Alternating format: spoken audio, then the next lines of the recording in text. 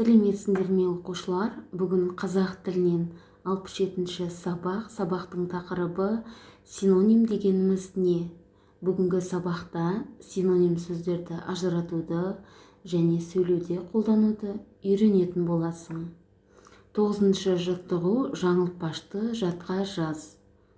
Ол досың ба, жолдасың ба?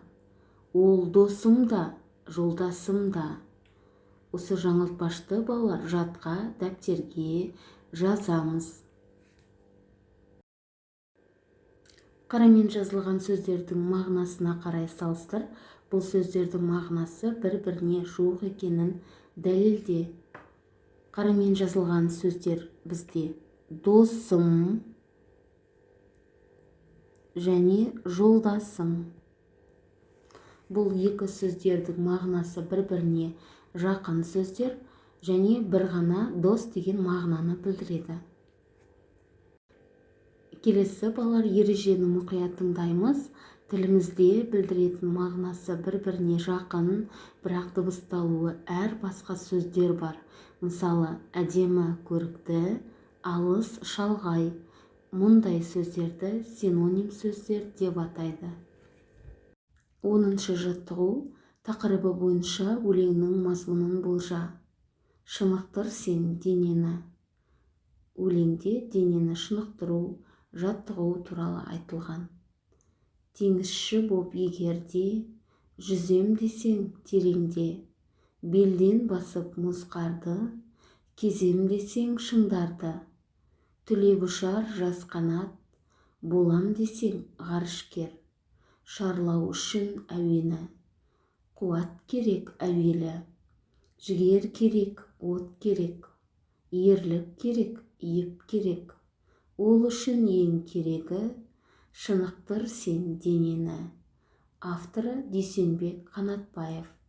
Өлеңнің тақырыбы бойынша айтқан ойларыңды өлең мазмұнымен салыстыр. Өлеңде денені шынықтыру, жаттықтыру туралы айтылғанын болжадық, ал өлеңнің мазмұнымен сәйкес келіп тұр. Келесі қарамен жазылған сөздердің синонимін тауып көр. Қарамен жазылған сөздер: қуат, ерлік.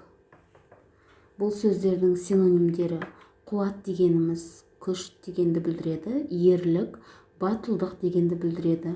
Осылай синоним сөздермен алмастырып айтуға болады. 11-ші жаттығу синоним сөздерді тауып, оларды жұптап жаз. Абайлау, байқау, қашық, шалғай, ер, батыр, биік, зәулім, есті, ақылды, аяз, суық, қорқақ, үркек. Синоним сөздер тілдің байлығын көрсетеді, сөздік қорды байытады. 12-ші жаттығу Әли мен Маржан синоним деп есептейтін сөздерді оқы. Олар синоним сөздерді дұрыс таңдады ма? Әлидің таңдаған сөздері шынығамыз, тынығамыз, жетілеміз. Бұл жерде тынығамыз. Бұл синоним бола алмайды, өйткені шынығамыз, жетілеміз мағынасы бір-біріне жақын сөздер болып тұр, ал тынығамыз ол демаламыз деген мағынаны білдіреді. Сол себепті бұл синоним сөз бола алмайды. Келесі Маржанның таңдаған сөздері салқын, тастай, мұздай. Бұл жерде тастай сөзі артық, синоним бола алмайды.